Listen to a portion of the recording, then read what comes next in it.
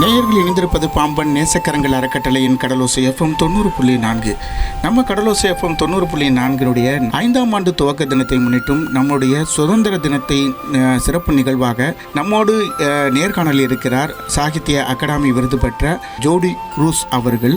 அவங்கள்ட்ட பல கேள்விகள்லாம் இருக்குது. இப்போது ஒரு கேள்வியை கேட்போம். என்ன கேள்வினா, நம்முடைய வானொலியில் கலங்கரை விளக்கம் என்கிற நிகழ்ச்சி மீனவ சமூகத்தின் பிள்ளைகள் எது மாதிரியான படிப்புகள் படித்தால் சமூகம் சார்ந்த தொழிலுக்கு உதவும் என நம்ம பேசிகிட்டு இருக்கிறோம். இது சம்மந்தமாக உங்களுடைய கருத்துக்கள் என்ன? சமூக சூழலுக்கு ஏற்ற படிப்புகள் எதனும் இருக்கா? அதாவது மீனவர்களுடைய பிள்ளைகள் மீன்பிடி தொழிலுக்கே போகணும். இப்போ இன்றைக்கி உள்ள சூழல் அப்படித்தான் இருந்துகிட்டு இருக்கு. அப்படித்தான் அந்த மாதிரி ஒரு சூழலைத்தான் உருவாக்கி கொண்டிருக்கிறார்கள். அதற்காக மீன்பிடி தொழிலை விடணும் அப்படிங்கிறது இல்லை.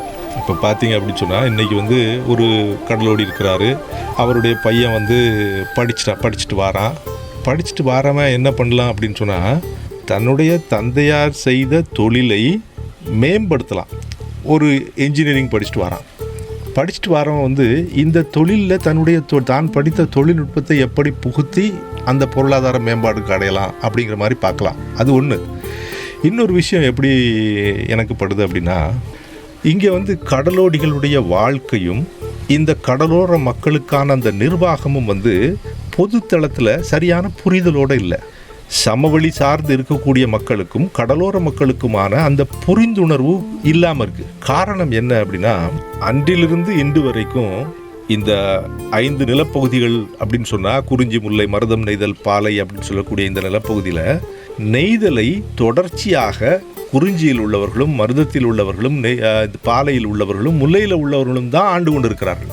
அவர்கள்தான் ஆட்சி அமைப்பில், அதிகார கட்டமைப்பில் இருக்கிறார்கள். அப்படி இருக்கும்போது அந்த அதிகார கட்டமைப்புக்குள் நெய்தல் சமூகத்தின் பிள்ளைகளும் போகணும் அப்படிங்கிறது தான் என்னுடைய நிலைப்பாடு. எப்படி போகலாம்? நான் ஏதோ ஒரு 8 வரைக்கும் படித்தேன். 8 வரைக்கும் படிச்சுட்டு எங்கள் அப்பாவோட தொழிலுக்கு போயிட்டேன். அல்லது 10 வரைக்கும் படிச்சுட்டு ஒரு ட்ரைனிங் முடித்து ஒரு வாத்தியார் ஆகிட்டேன். அல்லது 10 வரைக்கும் முடிச்சுட்டு நான் ஒரு கப்பலுக்கு போயிட்டேன். இந்த மாதிரி நின்று விடாமல், 10 வரைக்கும் படிச்சிட்டியா, எம்ப்ளாய்மெண்ட் எக்ஸ்சேஞ்சுன்னு ஒன்று இருக்குது, அங்கே பதிவு பண்ணி அரசு நிர்வாகத்தில் என்னென்ன வேலைகள் இருக்குன்னு அதற்கான முயற்சி செய்தியா, அந்த முயற்சி. அடுத்தபடியாக ஒரு டிகிரி வரைக்கும் போயிட்டியா, ஒரு இளங்கலை படிச்சிட்டியா. இந்த இளங்கலை படித்த பிறகு அந்த இளங்கலைக்கான பல்வேறு வகையான தேர்வுகள் அரசு நிர்வாகம் சார்ந்து, தனியார் சார்ந்து நிறைய விஷயங்கள் இருக்குது. அதுக்கான முயற்சி பண்ணினியா, அந்த முயற்சியிலும் ஈடுபட வேண்டும். இனிமேல் நீ ஒரு முதுகலை படிச்சிட்டியா, இந்த முதுகலைக்கான என்னென்ன மாதிரியான வாய்ப்புகள் இருக்குது. இப்போ நீங்கள் பார்த்தீங்க அப்படின்னா, இந்த அரசு நிர்வாகத்திலேயே மீன்துறை இருக்கிறது, வனத்துறை இருக்கிறது, இன்னும் நிதித்துறை இருக்கிறது, நீதித்துறை இருக்கிறது, காவல்துறை இருக்கிறது, இனிமேல் அஞ்சல் துறை இருக்கிறது, இன்னும் பல்வேறு வகையான துறைகள் இருக்கிறது. இந்த மாதிரியான துறைகளுடைய நிர்வாகம்தான் எல்லா மக்களுக்குமான ஒரு நிர்வாகத்தை கட்டமைத்து கொடுக்கிறது. அப்போ இந்த நிர்வாகத்தை கட்டமைப்பு, அரசு நிர்வாகத்தை கட்டமைத்து கொடுக்கக்கூடிய அந்த இடத்துல கடலோர சமூகங்களின் நெய்தலின் பிள்ளைகளும் போய் அமரணும், அதை நோக்கி பயணப்படணும், அவர்களுடைய படிப்பு அது சார்ந்து இருக்கணும் அப்படிங்கிறது தான் என்னுடைய நிலைப்பாடு. அதே போல் நம்ம சமூகம் சார்ந்து, அதாவது நம்ம தொழில் சார்ந்து நிறைய படிப்புகள் நிறைய இருக்குது. அதாவது மீன்துறை, ஃபாரஸ்ட்டு, இந்த மாதிரியான படிப்புகள் நிறைய இருக்குது. அதாவது என்ன சொல்கிறாங்க அப்படின்னா, இப்போ இந்த நீங்கள் கடலோர சமூகங்களுடைய தொழில் அப்படின்னு பார்த்தாலே எனக்கு தெரிஞ்சு 3 வகையான தொழில் முறைகள் இருக்குது. இந்த 3 வகையான தொழில்முறை அப்படின்னு பார்த்தீங்கன்னா, கரைக்கடல் தொழில், அண்மைக்கடல் தொழில், ஆழ்கடல் தொழில் அப்படின்னு. இந்த அண்மைக்கடல், கரைக்கடல், ஆழ்கடல் தொழில் பற்றிய புரிதல் அரசிட்ட இல்லை. அந்த புரிதல் எப்போ ஏற்படும்? கடலோர சமூகங்களுடைய பிள்ளைகள் அங்கம் வகிக்கும் போது தான் அந்த புரிதல் வரும். அப்போது ஆழ்கடலுக்கு எப்படியான பாதுகாப்பு கொடுக்கணும், எப்படியான ஒரு கட்டமைப்பை அரசு நிர்வாகத்திலேருந்து உருவாக்கணும், அண்மைக்கடலுக்கு எப்படியான சட்டத்திட்டங்களை வகுக்கணும், கரைக்கடலுக்கு எப்படியான சட்டத்திட்டங்கள் நிர்வாகம் செய்யணும் அப்படிங்கிற புரிதல் அரசு நிர்வாகத்துக்கு வரணும். அப்படின்னா நெய்தல் சமூகத்தினுடைய பிள்ளைகள் அங்கே போகணும். அப்படி போனது அப்படிங்கும்போது, நான் 8ஆம் கிளாஸ் படிச்சுட்டேன்னா போக முடியுமா? ஒரு இளங்கலை படிச்சிருக்கணும். அதுக்கு தேவையான, இப்போ பார்த்தீங்க அப்படின்னா பிஎஸ்சி ஃபிஷரிஸ் அப்படின்னு ஒன்று இருக்குது, இந்த ஃபிஷரிஸ் காலேஜ்னு ஒன்று இருக்குது. இந்த மாதிரியான படிப்புகளுக்குள்ள உள்ளே போகணும். அப்படி உள்ளே போகும்போது தான் ஒரு தமிழ்நாடு பப்ளிக் சர்வீஸ் கமிஷன் ஒன்று இருக்குது. இனிமே யூனியன் பப்ளிக் சர்வீஸ் கமிஷன் அப்படி இருக்குது. யூனியன் பப்ளிக் சர்வீஸ் கமிஷன் ஒன்றும் பெரிய நீ வந்து டாக்டரேட் பண்ணிவிட்டு ஐஏஎஸ்க்கு போகிறது அப்படிங்கிறது இல்லை. எந்த ஒரு இளங்கலை நீ வரலாறு படிக்கலாம், பொருளாதாரம் படிக்கலாம், வந்து வணிகவியல் படிக்கலாம், என்ன வேணாலும் படிக்கலாம். ஒரு இளங்கலை பட்டய படிப்பு இருந்தால் போதும், அந்த டிகிரி இருந்தால் போதும். அந்த டிகிரி முடிச்சிட்டீன்னா நீ வந்து ஒரு ஐஏஎஸ்க்கான தகுதி பெற்றவன் ஆகிறாய். அப்போது நீ ஐஏஎஸ்க்கு போறியா, அல்லது தமிழ்நாட்டில் உள்ள குரூப் 1 சர்வீஸில் போறியா, அல்லது குரூப் 2, குரூப் 3, குரூப் 4 இந்த மாதிரி சர்வீஸ்களில் போறியா, அல்லது வந்து ஒரு காவல்துறையில் ஒரு பிசியாக போறியா, ஏதாவது ஒரு பணி, இப்படியான பணிகளில் வந்து போகிறதுக்கான ஆர்வத்தை கடலோடி சமூகங்களின் பிள்ளைகள் பெறணும். அப்படி பெற்று அதற்கான முயற்சியில் இறங்கி போகணும். கொஞ்சம் படிச்சிருக்கேன்னா உடனே கடலுக்கு போகிறேன், கடலுக்கு போகலாம். கடலுக்கு போனீன்னா நீ வந்து ஒரு 8 படிச்சுட்டு நான் எனக்கு என்னுடைய பொருளாதார சிக்கல்கள் இருக்குது, நான் கடலுக்கு போகிறேன், ஓகே. ஆனால் இதை விட இன்னும் கொஞ்சம் வசதி வாய்ப்புகள் இருக்குது, என்னால் படிக்க முடியுது அப்படின்னா நீ வந்து படிச்சுட்டு திரும்ப கடல் தொழிலுக்குள்ளே வந்து உன்னுடைய டெக்னாலஜியை, ஒரு தொழில்நுட்பத்தை புகுத்தக்கூடிய ஒரு வாய்ப்பு கிடைக்கக்கூடிய விஷயத்துக்கு வரலாம். நான் ஏற்கனவே சொன்னது போல் அரசு நிர்வாகங்களில் பங்கெடுக்கக்கூடிய என்னென்ன மாதிரியான வாய்ப்புகள் இருக்குங்கிறது அதை தேடி அதற்கான ஆர்வம் இங்கே ரொம்ப குறைவாக இருக்குது. காரணம் என்ன அப்படின்னா அந்த ஒரு புரிதல் இங்கே இல்லை. ஒரு புரிதல் ஏற்படணும் அப்படிங்கிறது தான் திருப்ப செய்துக்கிட்டு இருக்கோம். கடலோசை எஃப்எம் வந்து அதற்கான முயற்சியில் இருக்கிறது அப்படிங்கிறத வந்து எனக்கு வந்து மிக பாராட்ட தோன்றுகிறது. ஏன் பாராட்டுறேன் அப்படின்னா, நான் பார்க்குறேன் நிறைய நீங்கள் என்னெல்லாம் செய்யலாம் அப்படிங்கிற மாதிரி கடலோசை எஃப்எம் வந்து இந்த ஒரு விஷயத்தை கையில் எடுத்துக்கிட்டு அதற்கான ஒரு பணியை தொடர்ச்சியாக கடற்கரை சமூகங்களிடம் வந்து கொண்டு போகிறதுல மிகப்பெரிய பங்காற்றுகிறது, மிகப்பெரிய பணியை செய்கிறது அப்படிங்கிறதுக்கு வந்து என் போன்றவர்களுக்கு மிகப்பெரிய மகிழ்ச்சி. உங்களுடைய பணி சிறக்கணும் அப்படின்னு நான் வாழ்த்துறேன். நீங்கள் செய்யக்கூடிய இந்த பணியின் மூலமாக ஒரு மிகப்பெரிய புரிதல் இந்த மக்களுக்கு ஏற்பட்டு அரசு நிர்வாகத்தை நோக்கி பயணிக்கக்கூடிய இந்த இளம் தலைமுறைகள் பயணிக்கக்கூடிய ஒரு நிலை ஏற்பட்டால் அது வந்து கடலோர சமூகங்களுக்கான வெற்றி அப்படிங்கிறது வந்து ஒரு பெரும் வெற்றி. அது வந்து ஒரு பெரிய ஒரு மிகப்பெரிய லாங் ரன் அப்படின்னு சொல்லுவாங்கல்ல, பெரிய அந்த லாங் ரன் அப்படிங்கிறதுல நடக்கக்கூடியது. ஆனால் அப்படிப்பட்ட ஒரு விஷயத்தை சாதிக்கிறதுல கடலோசை எஃப்எம்மும் பணியாற்றி இருக்கிறது அப்படிங்கிறது உங்களுக்கு எவ்வளோ பெரிய பெருமை. அந்த பணியை நீங்கள் சிறப்பாக செய்து கொண்டிருக்கிறீர்கள். அப்படியான விஷயத்தை நீங்கள் திரும்ப தொடர்ச்சியாக செய்யுங்கள் அப்படிங்கிறத நான் வந்து உங்ககிட்ட நான் வேண்டுகோளாக வைக்கிறேன். கண்டிப்பாக மிக்க நன்றி சார். அதாவது போல் நம்ம நிறைய வந்து மீனவ சமூகத்திற்கான நிறைய விஷயங்களை வந்து மீனவ சமூகத்துக்கு கொண்டு போய் சேர்க்கணும் அப்படிங்கிறதுக்காக பல்வேறு நிகழ்வுகளை வந்து நம்ம வானொலி சார்பாக வந்து நம்ம நடத்திட்டு இருக்கிறோம். இந்த நேரத்தில் வந்து நம்ம இந்த 5ஆம் ஆண்டு துவக்க விழாவும் போது மீனவ பிள்ளைகள் வந்து எது மாதிரியான படிப்புகள் படித்தாலும் வந்து அவங்களுடைய வாழ்வு சிறப்பாக இருக்கும். அது போலவே நம்ம சமூகத்திலேயே அதாவது இந்த பகுதியிலேயே ஏதாவது இந்த மீன்துறை சார்ந்த படிப்புகள் ஏராளம் இருக்கிறது. அந்த படிப்புகள் என்னென்ன அப்படிங்கிறத வந்து நிறைய நம்மளுடைய நிகழ்ச்சியில் வந்து நம்ம சொல்லிட்டு இருக்கிறோம். தொடர்ந்து இணைந்தீர்கள். இது நம்ம கடலோசை எஃப்எம் 90.4.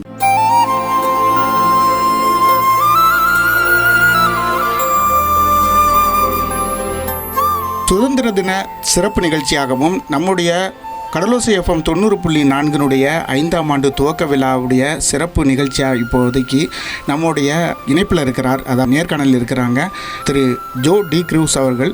அவங்கள்ட்ட இன்னும் பல கேள்விகள்லாம் இருக்குது. மற்றும் ஒரு கேள்வியை நம்ம கேட்போம். நீங்கள் விஞ்ஞானம் பொருளாதாரம் படிச்சிருக்கீங்க. மீனவ சமூகத்தினுடைய பொருளாதார சூழ்நிலை எப்படி இருந்தால் சிறப்பாக இருக்கும் அப்படிங்கிறத கொஞ்சம் சொல்லுங்கள். அதாவது எப்படி இருக்கும் அப்படின்னா, நான் வந்து கடல் அப்படிங்கிறது வந்து மக்களுக்கு, இந்த கடலோடி சமூகத்துக்கு வந்து தொழில் வழி, நிலம் அப்படிங்கிறது வந்து கொண்டாட்ட வழி. அப்போ இங்கே இறப்புலேருந்து பிறப்பு, அதாவது பிறப்பிலிருந்து இறப்பு வரைக்கும் எந்த ஒரு விஷயமாக இருந்தாலும் கொண்டாட்டமாகவே கழிகிறது. அதற்காக இது கொண்டாட வேண்டாம், திருவிழாக்கள் வேண்டாம் அப்படின்னு நான் சொல்ல மாட்டேன். ஆனால் எதை செய்தாலும் எப்படி செய்கிறோம், எந்த நிலையிலிருந்து செய்கிறோம் அப்படிங்கிறது இருக்கு இல்லையா. கடன் வாங்கி கொண்டாடித்தான் தீரணுமா? இந்த நிலை இருக்கு இல்லையா. இங்கே நீங்கள் பார்க்குறீங்க, நீங்கள் இந்த இடத்துல இருக்கிறீங்க, கடலோசை எஃப்எம் இங்கே வந்து இன்றைக்கி 4 வருஷங்களை முடித்து 5ஆவது வருடத்தில் காலடித்து வைக்கிறது. அப்படி வைக்கும்போது இந்த மக்களோடு நீங்கள் வந்து பணியாற்றிக்கிட்டு இருக்கீங்க, இவர்களோடு உறவாடி கொண்டிருக்கிறீர்கள். அப்போ நீங்கள் இவர்களுடைய அந்த நிலையை, பொருளாதார சூழல் நீங்கள் பார்ப்பீங்க. மிகப்பெரிய பொருளாதாரத்தை ஈட்டி கொண்டு வராங்க. ஆனால் சேமிப்பு அப்படிங்கிறதே ஒன்றும் இருக்காது. திரும்ப கடன், வைசியஸ் சர்க்கிள் ஆஃப் பாவர்ட்டி அப்படின்னு சொல்லுவாங்க. அதாவது அந்த வறுமையினுடைய அந்த சுழலுக்குள் மாட்டி சீரழிந்து கொண்டே இருப்பாங்க. திரும்ப கடன் வாங்கிக்கிட்டே இருப்பாங்க. இப்போ கடன் வாங்குறது, இப்போ நீங்கள் பார்த்தீங்க அப்படின்னு சொன்னால், கடலில் வந்து போட்டு தாந்துருச்சு, இறந்து போயிட்டாங்க, இவைதான் பெரிதாக பேசப்படும். கண்டிப்பாக அது முக்கியமான ஒரு விஷயம். இப்போ இறப்பு அப்படிங்கிறது வந்து ஒரு சாதாரணமான விஷயம் இல்லை, மிக கொடுமையான ஒரு விஷயம். ஒரு குடும்ப தலைவனை, சம்பாதிக்கக்கூடிய ஒருத்தனை இழந்து போகக்கூடிய ஒரு நிகழ்வு. அப்படிப்பட்ட நிகழ்வு மிக மிக மிக பெரிய விஷயம். ஆனால் அதோடு நீங்கள் பார்த்தீங்க அப்படின்னா மிகப்பெரிய பொருளாதார இழப்பு நடக்கும்.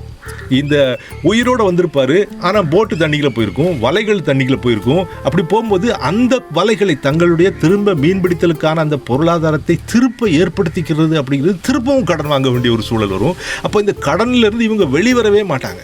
அப்போ இந்த வெளிவரணும் அப்படின்னா நம்ம என்ன செய்யணும்? இதைத்தான் இளைய தலைமுறை இன்னைக்கு வந்திருக்காங்களே, எங்கள் தாத்தாமார் பண்ணது, எங்கள் தகப்பமார் பண்ணினது, அது என்னை வந்து பொருளாதார சுபீட்சத்தை நோக்கி என்னை வழி நடத்தலை.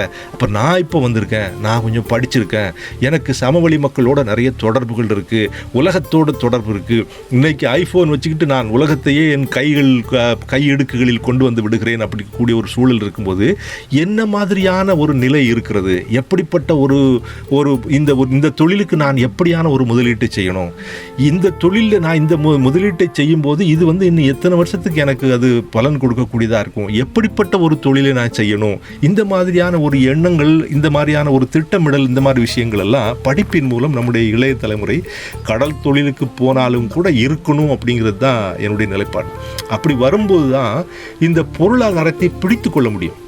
இப்போ இவர்கள் கொண்டு வரக்கூடிய இந்த காய்ந்து கிடந்த இந்த தீவை இன்னைக்கு பொன் விளையும் பூமியாக மாற்றி இருக்கிறார்கள் இந்த பகுதியைச் சேர்ந்த கடலோடிகள். அப்போ இந்த மக்கள் எல்லோருமே, இந்த மீனவர்கள் அப்படின்னு சொல்லக்கூடிய வகைப்படுத்தக்கூடிய இந்த மக்கள் எல்லோரும் ஒவ்வொரு தொழிலையும் செய்துக்கிட்டு இருக்காங்க. அப்படின்னா இந்த தொழில் செய்யக்கூடிய இந்த மக்கள் கொண்டு வர பொருளாதாரத்தின் மூலமாகத்தான் பல மற்ற தொழில்கள் சார்ந்து இருக்கிறது. அப்போ ஆனால் நீங்கள் பார்த்தீங்க அப்படின்னா ஒரு கிராஃப் போட்டு அதை பார்த்தீங்க அப்படின்னா மீனவர்களுடைய நிலை எப்படி இருக்குது, இதர சமூகங்களுடைய நிலை எப்படி இருக்குன்னு பார்த்தீங்கன்னா கண்டிப்பாக மீனவர்களை விட இதர சமூகங்களுடைய நிலை கூட இருக்குது. காரணம் என்ன அப்படின்னா அவர்களுக்கு சேமிப்பு பழக்கம் இருக்கும், ஒரு ஒரு ஒரு ஒரு கொண்டாட்டங்கள் குறைவாக இருக்கும். இதை செய்யணுமா வேண்டாமா, தேவையில்லாத விஷயங்களை தவிர்த்திருப்பாங்க, செலவை கட்டுப்படுத்தி இருப்பாங்க. இந்த மாதிரியான விஷயங்களுக்குள்ளேயும் கடலோடிகள் வரணும் அப்படிங்கிறத நம்ம இந்த நிகழ்வுகள் மூலம் மக்களுக்கு தொடர்ச்சியாக தெரிவித்துக்கிட்டே இருக்கணும். இது அவர்களுக்கு அப்படியே மூளையில் போய் உரைக்கணும். அப்போ மூளையில் போய் உரைக்கும் போது தான் இன்றைக்கி எங்கள் தாத்தாவுக்கு உரைக்கல, எங்கள் அப்பாவுக்கு உரைக்கல, ஆனால் எனக்கு உரைக்குதே, பரவாயில்லையே. திரும்ப எங்கள் தாத்தா வாங்கின கடனை நான் இன்னும் கொடுத்துக்கிட்டு இருக்கணுமா, எங்கள் அப்பா வாங்கின கடனை நான் இன்னும் கொடுத்துக்கிட்டு இருக்கணுமா, அதில் நான் வாங்கின கடனை என் பேரன் கொடுப்பானா? இந்த ஒரு எண்ணம் வந்துருச்சு அப்படின்னா கண்டிப்பாக பொருளாதாரம் வளர்ச்சி அடைஞ்சிடும், மக்களுடைய பொருளாதாரம் கண்டிப்பாக மேம்பட்டுரும். புரிஞ்சிரும்ல, புரிஞ்ச பிறகு அப்படி விழித்து கொண்டோர் எல்லாம் பிழைத்து கொண்டோர் அப்படிங்கிற மாதிரி விழித்து கொள்வார்கள் அப்படின்னு நான் நினைக்கிறேன்.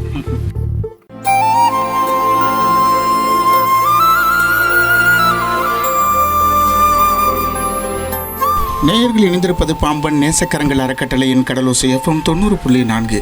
நம்மோடு நேர்காணலில் இருக்கிறார் சாகித்ய அகாடமி விருது பெற்ற ஜோடி குரூஸ் அவர்கள். இப்போ பொருளாதாரம் இழந்துட்டோம் அப்படின்னா அதை ஈடு செஞ்சிடலாம், ஆனால் உயிரிழப்பை ஈடு செய்ய முடியாது அப்படின்னு நீங்கள் சொல்லியிருந்தீங்க. இந்த விஞ்ஞானம் வளர்ந்த காலத்திலையும் அவ்வப்போது மீனவருடைய உயிரிழப்பு என்பதை எப்படி பார்க்குறீங்க? இதைத்தான் ரொம்ப தெளிவான ஒரு புரிதலுக்கு உட்படுத்தணும் அப்படிங்கிற இந்த புரிதலுக்கு உட்படுத்துறது அப்படிங்கிறது இழப்பு அப்படிங்கிறது நெய்தல் சமூகத்தில், கடலோடி சமூகத்தில் நடந்துகிட்டு இருக்கு. அப்போ அப்படி நடக்கும்போது அரசு மக்களை காக்கக்கூடிய அக்கறையான அரசு எப்படிப்பட்ட ஒரு செயல்பாட்டுகளை இருக்கணும் அப்படிங்கிற ஒரு பெரிய கேள்வி நம்ம முன்னால் வந்து நிற்கிது இல்லையா? அவர்களுக்கு இந்த ஆழ்கடல் மீன்பிடிப்பு என்றால் என்ன, அதற்கான எப்படிப்பட்ட ஒரு கட்டமைப்பை நாம் உருவாக்கி இந்த மக்களுக்கு கொடுக்க வேண்டும். நான் ஏன் கொடுக்கணும், அரசு ஏன் கொடுக்கணும் அப்படிங்கிற ஒரு கேள்வி வரலாம். இந்த அரசுக்கு தானே அவ்வளோ பொருளாதாரம் போகுது. இந்த மக்கள் வரியாய் அல்லது இந்த ஃபாரின் எக்ஸ்சேஞ்சா இன்னும் என்னதெல்லாமோ இன்னும் இதர எல்லா சமூகங்களுக்கும் கொடுக்கக்கூடிய மாற்று தொழில்களாய் கடற்கரையில் மீனை பிடிச்சி கொண்டு வர்றது மட்டும்தான் இவங்க செய்கிறாங்க. அதற்கு பிறகு மீன் எடுத்து வண்டியில் போடுறது, பதப்படுத்துறது, கருவாடாக்குறது, திரும்ப சந்தைகளுக்கு கொண்டு போகிறது, வெளிநாடுகளுக்கு கொண்டு போகிறது, இது எல்லாமே எல்லா சமூகங்களும் இணைந்து செய்கிறது. மக்கள் ஒட்டுமொத்த மக்களுக்கும் ஒரு மிகப்பெரிய மூலப்பொருளாக மீன் பயன்படுகிறது இல்லையா? அப்போ அப்படி இருக்கும்போது அதில் உள்ள பொருளாதாரம், அந்த பொருளாதாரத்தின் வளமை, அதனுடைய செழிப்பு, அந்த வருமானம் உங்களுக்கு வேணும். ஆனால் அந்த வருமானத்தை உருவாக்கி கொடுக்கக்கூடிய காரணக்கர்த்தாக்களை பாதுகாக்கணும், அவர்களுடைய தொழிலை பாதுகாக்கணும், அவர்களுடைய உயிரை மீட்டு தரணும் அப்படிங்கிற அக்கறை அவங்களுக்கு வரணும்ல. அப்போ அக்கறை வரணும். அந்த அக்கறை வந்துச்சுன்னா இந்த தொழில் மேம்பட்டுரும். கண்டிப்பாக இந்த அக்கறை எப்படி வரும்? அப்போ கரைக்கடல்னால் என்ன? இப்போ ராமேஸ்வரம் பகுதியில் இந்த தீவு, எத்தனையோ தீவுகள் இருக்குது. தூத்துக்குடியிலேருந்து ராமேஸ்வரம் இருக்கக்கூடிய 21 தீவுகள் இருக்குது. இந்த தீவுகள்லாம் வனத்துறையினுடைய கட்டுப்பாட்டுகள் இருக்குது. ஆனால் இந்த தீவுகள் எதுக்கு இருக்குது? இதுக்கு முன்னால் வனத்துறையின் இந்த மிக கடுபடியான இந்த சட்டத்திட்டங்கள் இவர்களை இருக்குவதற்கு முன்னால் நல்ல தொழில் செஞ்சுக்கிட்டு இருந்தாங்க. ஆனால் இப்போது இந்த காலகாலமாக பின்பற்றக்கூடிய ஒரு இறுக்கமான சட்டத்திட்டங்களை வச்சு அவளை நெருக்கிறாங்க. எளிய மக்கள் பிழைப்பதற்கான ஒரு வாய்ப்பாக அது மாறலை. நேயர்கள் இணைந்திருப்பது பாம்பன் நேசக்கரங்கள் அறக்கட்டளையின் கடலோசை FM 90.4. நம்மோடு நேர்காணலில் இருக்கிறார் சாகித்ய அகாடமி விருது பெற்ற ஜோடி குரூஸ் அவர்கள்.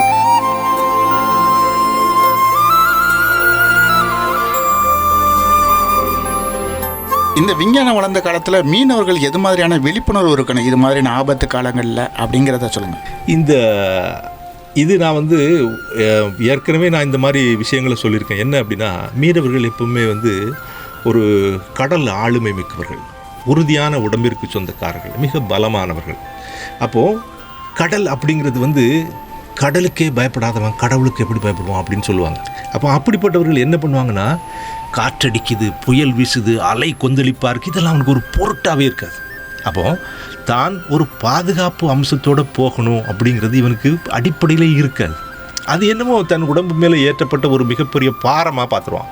அதை தூக்கி போட்டு போயிட்டே இருப்பான். இன்னைக்கு கொரோனா காலத்தில் முகமூடி அணியணும் அப்படின்னு அரசு திருப்ப சொல்லிகிட்டு இருக்கு. ஆனால் எத்தனை விழுக்காடுகள் முகமூடி அணிஞ்சு போகிறாங்க? அப்படி தூக்கி போட்டு யாராவது வரானா, போலீஸ் வர்றதா, காவல்துறை வருதா, உடனே டக்குன்னு அப்படி போடுற மாதிரி காட்டிட்டு அப்படி திரும்ப பாய்கள் எல்லாம் தூக்கி வீசிட்டு போயிட்டு இருக்குங்கள தானே பார்க்குறோம். இப்போ மக்களுடைய இயல்பு அப்படி. அதுபோல் கடலோடிகளுடைய இயல்பு எப்படி அப்படின்னா, எனக்கு பலம் இருக்குது, நான் நீஞ்சிட மாட்டேனா? இந்த கடல் எனக்கு தெரியாதா? இந்த காற்று எனக்கு தெரியாதா? எனக்கு தெரியும்.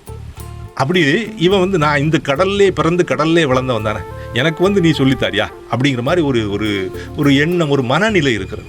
இந்த மனநிலை என்ன அப்படின்னா, உடம்புல பலம் குறைஞ்சி போச்சு. அந்த காலத்தில் உள்ள ஆளுமையான திடகாத்திரமான ஆளுமைகள் இன்றைக்கி கடற்கரையில் பார்க்க முடியல. அப்படி இருக்கும்போது அந்த காலத்தில் ஒருத்தன் ஆழ்கடலில் விழுந்து 2 நாள் நீச்சல் அடித்து வந்தான், 3 நாள் நீச்சல் அடித்து வந்தான் அப்படின்னா, அன்னைக்கு 100 பேரால் வர முடியாது, இன்றைக்கி 10 பேர் கூட வர முடியாது. அப்படி அந்த அளவுக்கு உடல் பலங்கள் குறைஞ்சி போச்சு. காரணம் நம்முடைய உணவு பழக்கங்கள் அப்படி ஆயிடுச்சு. அப்படி இருக்கும்போது அதையும் புரிந்து கொண்டு நீ பாதுகாப்பு அம்சத்துக்குள்ள போகணும். அப்படியா, நான் ஒரு லைஃப் பாய் வச்சுக்கிறணும். இந்த மாதிரியான ஒரு சின்ன விஷயங்கள் இருக்குல்ல, அந்த பாதுகாப்பு அம்சங்களுக்குள்ளேயும் இவங்க ஒரு புரிந்துணர்தலோடு அதுக்குள்ள வரணும். அப்படி வரும்போது அந்த விஞ்ஞானம், தொழில்நுட்பம் அதுக்கு பெரிய பயன்பாட்டை, ஒரு பங்களிப்பை செய்யணும். அப்படி செய்யும்போது அந்த அரசு சில சட்டத்திட்டங்களை கொடுத்து நீங்கள் பாதுகாப்புகளோடு இருங்க அப்படின்னு சொல்லும்போது அதை கேட்கணும் மக்கள். அப்படி கேட்குறது நல்லது அப்படின்னு நான் நினைக்கிறேன். இந்த விஞ்ஞான உலகத்தில் மீனவருடைய நிலை அப்படிங்கிறது ஒரு துயரமான சம்பவங்களை நிறைய சந்திச்சிட்ருக்காங்க அப்படிங்கிறத நம்ம சொல்லலாம். ஏன்னா நிறைய விஞ்ஞானம் வளர்ந்து போச்சு. நம்ம ஆபத்து காலங்களில் எப்படிலாம் நம்ம தப்பிச்சுக்கலாம், எப்படி மாதிரியான வழிகள் இருக்குது அப்படிங்கிறத இன்றைக்கி நம்ம விஞ்ஞானம் கற்றுக் கொடுத்துட்ருக்கு. ஆனாலும் அதை அலட்சியப்படுத்துகிறாங்க மீனவர்கள். அதனால தான் இது மாதிரியான துயர சம்பவங்கள் தொடர்ந்து நடந்துகிட்ருக்கிறதுக்கான வாய்ப்புகள் இருக்குது அப்படிங்கிறத மிக அழகாக பதிவு பண்ணாங்க. இப்போ கடலோசை எஃப்எம் இருக்கு இல்லையா? இப்போ கடலோசை எஃப்எம்ல நீங்கள் பாடல்கள் போடுறீங்க. இன்றைக்கி ஒரு மத நல்லிணக்கத்தை வலியுறுத்தி ஒரு கிறித்துவ பாடல், ஒரு இஸ்லாமிய பாடல், ஒரு இந்து பாடல், இந்த மாதிரி பாடல்கள் வந்துக்கிட்டு இருக்கு இல்லையா? அப்படி வருது.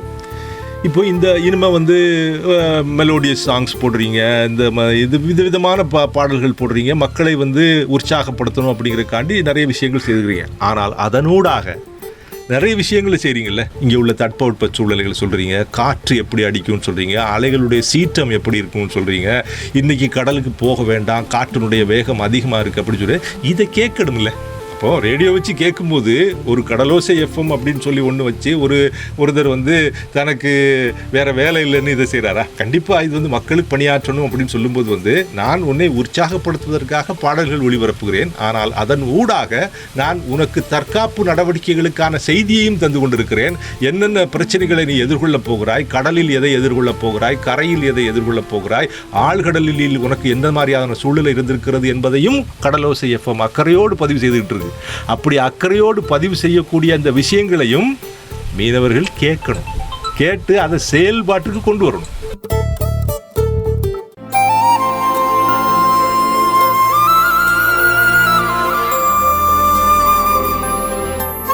சிறப்பு நேர்காணலில் இன்றைக்கு நம்ம மரியான் என்ற திரைப்படத்திற்கு வசனம் எழுதிய எழுத்தாளர் திரு ஜோ டி குரூஸ் அவர்கள் நம்மோடு நேர்காணலில் இருந்துட்டு இருக்காங்க. சார், மரியான் என்ற திரைப்படத்திற்கு வந்து வசனம் எழுதியிருக்கிறீங்க. எழுத்து நடைக்கும் சினிமா வசனத்திற்கும் வித்தியாசம் எதுவும் உண்டா? முதல்ல நான் வந்து இந்த சினிமா துறைக்கு வசனம் எழுதினேன் என்று அறியப்படவே விரும்பல. காரணம் என்ன அப்படின்னா, நான் ஏற்கனவே சொல்லிட்டேன், என்னுடைய வாழ்க்கை போராளித்தனமான வாழ்க்கை. அப்படி இருக்கும்போது வந்து மக்களுடைய பணி செய்வதற்காக, மக்கள் மீது உள்ள அளப்பரிய அன்பு செய்வதற்காகத்தான் நான் வந்து எழுத வந்தனே தவிர, நான் வந்து திரையுலகில் போய் சம்பாதிக்கணும்னு நான் வரல. ஆனால் தற்செயலாக ஒரு வாய்ப்பு வந்தது. அந்த வாய்ப்பில் நான் மரியான் படத்தில் வந்து வசனம் எழுத போனேன். அது ஒரு விபத்து. அந்த விபத்தை நான் தொடர்ந்து செய்யணும்னு, அந்த விபத்துக்குள்ளே திரும்ப திரும்ப விழணும்னு நான் விரும்பலை. நான் பல திரைப்படங்களின் வசனகர்த்தா என்று மக்களால் அறியப்படவும் விரும்பல. சரியா? இல்லை, ஏதாவது வித்தியாசங்கள் உணர்றீங்களா? அதாவது எழுத்து நடைக்கும் அதனுடைய வசனத்துக்கும் வித்தியாசங்களை ஏதாவது உணர்ந்தீங்களா நீங்கள்? அதாவது திரைப்படம் அப்படிங்கிறது வந்து ஒரு இயக்குனருடைய படைப்பு. அதில் நீங்கள் வசனகர்த்தா அப்படின்னு போகும்போது ஒரு கதையை நீங்கள் முழுமையாக சொல்லி அந்த வசனத்தையும் நீங்கள் சொல்லும்போது வந்து உங்களுடைய படைப்பை கொடுத்தாலும் அதை அங்கங்கே தட்டி, அதாவது உங்களை வந்து அதாவது அந்த கதையையே நிர்மூலமாக்கி அந்த வசனங்களையே சிதைத்து அவர்களுக்கு ஏற்றது போல் மாற்றிக்கொள்வார்கள். உங்களுடைய பெயர் மட்டும் இருக்கும், உங்களுடைய பெயரை பயன்படுத்தி கொண்டிருப்பார்கள், அவ்வளோதான். அப்படி இருக்கும்போது ஒரு உண்மையான யதார்த்தமான மக்களின் போராளியாக இருக்கக்கூடிய ஒரு எழுத்தாளர் வந்து ஒரு சினிமா வசனகர்த்தாவாக இருக்கணும்னு ஆசைப்படவே மாட்டான். நான் ஆசைப்பட விரும்பலை. நாளைய மீனவ சமூகத்தின் நிலை எப்படி இருக்கணும் அப்படின்னு நீங்கள் நினைக்கிறீங்க? மற்ற சமவெளி சமூகங்களுக்கு இருக்கக்கூடிய அங்கீகாரம் கடலோர சமூகங்களுக்கும் இருக்கணும். எங்களுக்கு அதுக்கு மேலே ஒன்றும் வேண்டாம். ஜனநாயகம் என்கிறது என்னது? எல்லா நிலத்துக்குமான ஒரு நியாயம் இருக்கணும். அப்போ மருதத்துக்கு ஒரு நீதி, முல்லைக்கு ஒரு நீதி, குறிஞ்சிக்கு ஒரு நீதி, பாலைக்கு ஒரு நீதி, நெய்தலுக்கு இன்னொரு நீதியா? அப்படி இல்லை. அந்த நீதி எல்லாருக்கும் பொதுவான நீதியாக இருக்கணும். மக்களுக்கு, மனிதத்துக்கு பொதுவான நீதியாக இருக்கணும். அப்படி இருக்கும்போது அப்போ அந்த நிலை ஏற்படணும். அப்படின்னா நெய்தல் சமூகங்களும் சமவெளி சமூகங்களுக்கு இணையான ஒரு நிலைக்கு வரணும். அந்த ஒரு சூழலை அரசு ஏற்படுத்தணும், அக்கறையோடு ஏற்படுத்தணும். இன்னைக்கு இருக்கக்கூடிய அக்கறையுள்ள இளைய தலைமுறை அதை நோக்கி பயணப்படும் அப்படின்னு நான் நிச்சயமாக நம்புறேன். நெய்தல் சார்ந்து நீங்கள் நிறைய எழுதியிருக்கிறீங்க. உங்களுக்கு பிடித்த படைப்பு எது, ஏன்? நம்ம பிள்ளைகளில் வந்து எந்த பிள்ளை நல்ல பிள்ளை அப்படின்னு கேட்குற மாதிரி இருக்கு இது. எனக்கு நான் வந்து அக்கறையோடு எழுதுகிறேன், மக்கள் மேல் உள்ள அன்பால் எழுதுகிறேன், பாசத்தால் எழுதுகிறேன், அதாவது உணர்ச்சி வசப்பட்டு உணர்வுகளின் அடிப்படையில் எழுதுகிறேன். அப்படி எழுதும்போது வந்து இது நல்ல படைப்பு, அது நல்ல படைப்பு அப்படின்னு சொல்ல முடியல. உங்களுக்கு பிடித்த பிள்ளைகள்லேயே அதிகமாக அன்பு செலுத்துகிற பிள்ளைகள்னு இருக்கும்ல, அது மாதிரி ஏதாவது? ஆனாலும் கூட வந்து என்ன அப்படின்னா, கொற்கை வந்து ஒரு முழுமையான படைப்பு. நிறைய பேருக்கு வந்து வாசக பரப்பில் வந்து ஆழிசூழ் உலக வந்து கொண்டாடுவாங்க. ஆனால் என்கிட்ட கேட்டிங்கன்னா கொற்கை தான் ஒரு முழுமையான படைப்பு. அது ஒரு 100 வருட வாழ்க்கையை சொல்கிறது அப்படின்னு என்னால் சொல்ல முடியும். அதற்காக ஆழிசூழ் உலகு மோசம், கொற்கை நல்லா இருக்குது, அஸ்தினாபுரம் மோசம், இந்த மாதிரியெல்லாம் நான் சொல்ல விரும்பலை. பட் கொற்கை வந்து எனக்கு மனசுக்கு வந்து ஒரு இதமாக இருக்கிறது, இணக்கமாக இருக்கிறது. காரணம் என்ன அப்படின்னா, அது ஒரு முழுமையான படைப்பு அப்படின்னு நான் நினைக்கிறேன். நேயர்கள் இணைந்திருப்பது பாம்பன் நேசக்கரங்கள் அறக்கட்டளையின் கடலோசை FM 90.4. நம்மோடு நேர்காணலில் இருக்கிறார் சாகித்ய அகாடமி விருது பெற்ற ஜோடி குரூஸ் அவர்கள்.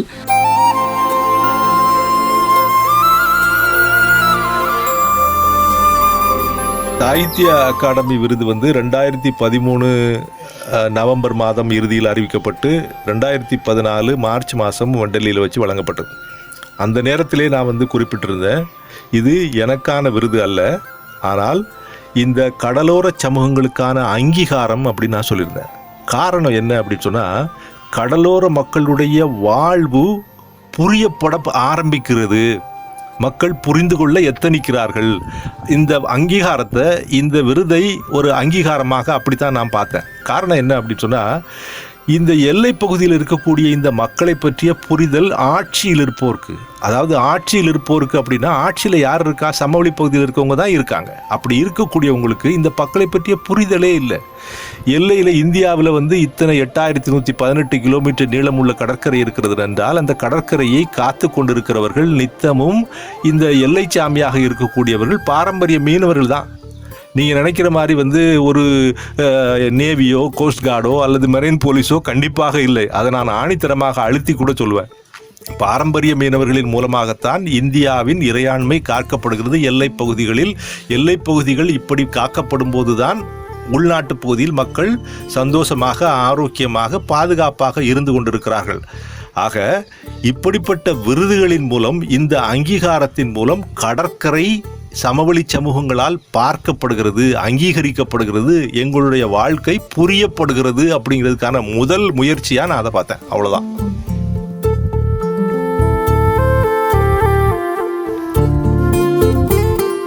எழுத்தாளராக ஆக வேண்டும் அப்படின்னு நினச்சோம்னா எது மாதிரி தன்னை தயார்படுத்தி கொள்ள வேண்டும்? புதிய எழுத்தாளர்கள், படைப்பின் மீது ஆர்வம் கொண்டவர்கள் எப்படி இருக்க வேண்டும் அப்படின்னு நீங்கள் நினைக்கிறீங்க? அதுக்கான அறிவுரைகள் என்ன? அறிவுரை சொல்லக்கூடிய அளவுக்கு நான் பெரிய ஆளுமை இல்லை. ஆனால் நான் எப்படி பார்த்தேன் அப்படின்னா, மக்கள் மேல் முதல்ல அன்பு இருக்கணும், மனிதத்தின் மேல் ஒரு அன்பு இருக்கணும், பாசம் இருக்கணும், கருணை இருக்கணும், நேசம் இருக்கணும்.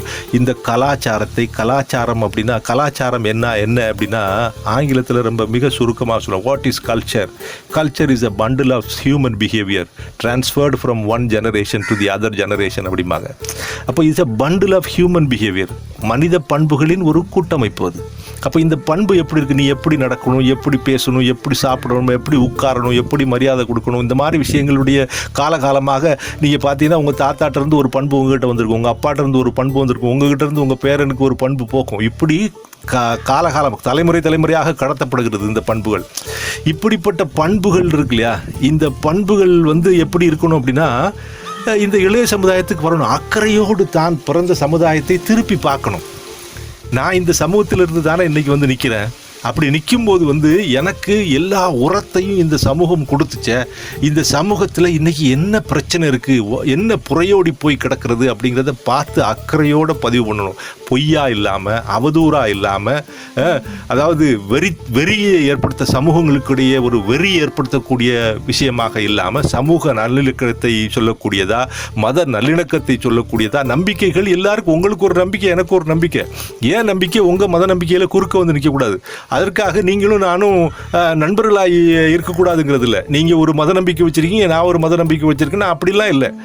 உங்களுக்கு ஒரு நம்பிக்கை, எனக்கு ஒரு நம்பிக்கை, என்னுடைய பாக்கெட்டில் என் நம்பிக்கை, உங்களுடைய பாக்கெட்டில் உங்கள் நம்பிக்கை. அப்படி இருக்கும்போது நாம் நண்பர்களாக இருக்கிறோம். இப்படியான அக்கறையோடு, மனிதத்தின் மேல் பாசத்தோடு, மண்ணின் மீதான அக்கறையோடு, பாசத்தோடு, கருணையோடு இருக்கணும். முதல்ல இதுதான் அடிப்படை தேவை. அப்படி இருக்கும்போது கண்டிப்பாக சிறுமை கண்டு நீ பொங்குவாய், உரிமைக்காக குரல் கொடுப்பாய் இல்லையா? அப்போ உரிமைக்காக குரல் கொடுக்கும்போது நீ குறிஞ்சிக்காரனாக இருந்தாலும், நெய்தல்காரனாக இருந்தாலும், முல்லைக்காரனாக இருந்தாலும், பாலையா மருதமாக இருந்தாலும், அங்கே நடக்கக்கூடிய கொடுமைகள், பிரச்சனைகள், அங்கே மக்களுக்கு எதிரான சட்டத்திட்டங்கள், இதெல்லாம் எதிர்த்து நீ போராடுவா. அப்போ நீ ஒரு போராளித்தனமான வாழ்க்கைக்குள்ளே வருவா. அப்படி வரும்போது உங்கள்கிட்ட இருந்து என்னென்னமோ வெளிப்படும். அப்படி வெளிப்படுறதுல ஒன்று படைப்புகளாக இருக்கலாம், கட்டுரைகளாக இருக்கலாம், நாவல்களாக இருக்கலாம், கவிதைகளாக இருக்கலாம். இதற்கு இதுதான் சட்டத்திட்டம் அப்படிங்கல, எங்கே இருந்தும் யாரும் எப்பவும் வரலாம். ஒருத்தன் நான் ஒரு ஐஏஎஸ் ஆகணும் அப்படிங்கிறது சின்ன வயசுலேருந்தே இருக்கக்கூடிய கனவை நீ படித்து நிறைவேற்றக்கூடியது. ஆனால் எழுத்தாளராகங்கிறது நீ ஒரு ஐஏஎஸ் போல் நான் படித்து எழுத்தாளரை நோக்கி போகிறேன் அப்படிங்கிறது அப்படி போயிருக்க மாட்டாங்கன்னு நான் நினைக்கிறேன். நான் அப்படி போகலை, அப்படி பயணப்படலை. அது திடீர்னு நடக்கிறது. அது திடீர்னு நடக்கக்கூடிய ஒரு விபத்து. ஒரு பிரச்சனையில் நீ கிளர்ந்தெழுகிறாய், முரண்படுகிறாய், உடன்படுகிறாய். அப்படி உடன்படும் போது இப்போது கவிதைக்கு, அதாவது மொழிக்கு வேறு வழி தெரியவில்லை. அது கட்டுரையாகவோ, கவிதையாகவோ, நாடகமாகவோ, நாட்டியமாகவோ அல்லது நாவல்களாகவோ வெளிப்பட்டுரும். அது மக்களை பற்றி பேசும், மக்களுக்கான உரிமையை பற்றி பேசும், அதிகார வர்க்கத்தை நோக்கி எதிர்குரல் எழுப்பும். இங்கே உள்ள சமூகத்தில் புறையோடி போய் இருக்கக்கூடிய அந்த பழைய பழம்பெரும் நம்பிக்கைகள், இதுகள், சட்டத்திட்டங்களை குறை சொல்லும். அது சீண்டி பார்க்கும். ஒரு எழுத்தாளர் அப்படி இருக்காங்க அப்படின்னா கண்டிப்பாக வலம்புரிஜான் ரொம்ப அழகாக சொல்வார். எப்படி சொல்வார் அப்படின்னா, என்னுடைய எழுத்து ஒரு தனையாவது கோபப்படுத்துவதாக இருந்தால் அதையே எனக்கு கிடைத்த மிகப்பெரிய விருதாக நினைக்கிறேன் அப்படின்னு சொல்லுவார். ஒரு தனையாவது சீண்டுமானால் அப்படிம்பார். அப்போ சீண்டனும் அப்படின்னா என்ன அர்த்தம்னா, இன்னைக்கு நவீன இலக்கியம் அப்படிங்கிறது எங்கே வந்துருச்சுன்னா, புகழ் பாடுவது அல்ல. சமூகத்தை புகழ்பாடு. அன்னைக்கு கடவுளை புகழ்பாடுனா, அதுக்கு பிறகு அரசனை புகழ்பாடுனா, அதுக்கு பிறகு புரவலர்களை புகழ் பாடுனா, அல்லது இயற்கையை வர்ணிச்சா. இன்னைக்கு சமூகத்தை பார்த்து இன்னைக்கு வந்து கடந்த 20-25 வருஷமா பல்வேறு நிலப்பரப்புகள்ல இருந்து வந்து நீங்க வந்து மெரினா ஒன்று நடத்தி ஏன் நடந்துச்சு? மக்கள்கிட்ட ஏற்பட்ட புரிதல். பல்வேறு நிலப்பரப்புகள்ல இருந்து வந்து விழுந்த அந்த படைப்புகள், இந்த படைப்புகள் மக்களை பற்றி பேசிச்சு, மண்ணை பற்றி பேசிச்சு, கலாச்சாரத்தை பற்றி பேசிச்சு, பாரம்பரியத்தை பற்றி பேசிச்சு, எப்படி நடக்கணும் அப்படிங்கிறத பற்றி பேச்சு, நான் எதை இழந்திருக்கிறேன் அப்படிங்கிறத பற்றி பேசிச்சு. என்னுடைய உணவு என்னுடைய உணவாக இல்லை, இன்னைக்கு என்னுடைய உடை என்னுடைய உடையாக இல்லை, என்னுடைய பழக்க வழக்கங்கள் என்னுடைய பழக்க வழக்கமாக இல்லை, என்னுடைய மொழியை நான் அன்பு செய்யலை, என் மொழியை பேசுறதுக்கே நான் வெட்கப்படுறேன், என்னுடைய சாமியும் என்னுடைய சாமியா இல்லை அப்படிங்கிறது தான் கிளர்ந்தெழுந்து வந்து நிறைய பேர் சொன்னாங்க. அப்படி சொல்லும்போது தான் மக்கள் புரிஞ்சுக்கிட்டா, ஓஹோ, நாம் வந்து இருப்பதை விட்டுட்டு மாற்றான் தோட்டத்து மல்லிகைக்குத்தான் மனம் இருக்கிறது என்று நினைத்து கொண்டிருக்கிறோமா அப்படின்னு புரிதல் வந்த உடனே தான் அந்த மெரினா வந்து இணைந்து வென்றெடுத்தார்கள். அப்படிப்பட்ட ஒரு நிலை ஏற்படும் போது இந்த சமூகத்திலிருந்தே, இப்படியான ஒரு பாதுகாப்பான ஒரு சமூகத்திலிருந்தே இளம் பிள்ளைகள் ஒரு காமராஜரை மாதிரி கக்கனை மாதிரி ஆட்கள் உள்ள போவாங்கல்ல அரசியல்வாதியா. அப்படி போகும்போது வந்து மக்களுக்கு எதிரான விஷயங்கள் எப்படி நடக்கும்? மக்களுக்கு சார்பான, மக்களுக்கு சாதகமான விஷயங்கள் தான் நடக்கும். ஒரு காமராஜர் மாதிரி, கக்கனை மாதிரி, ஒரு அண்ணாவை மாதிரி ஆட்கள் போனாங்க அப்படின்னா அப்படி தான் நடக்கும். அப்படி அந்த மாதிரியான ஒரு விஷயத்துக்கு வருவாங்கன்னு நான் நினைக்கிறேன்.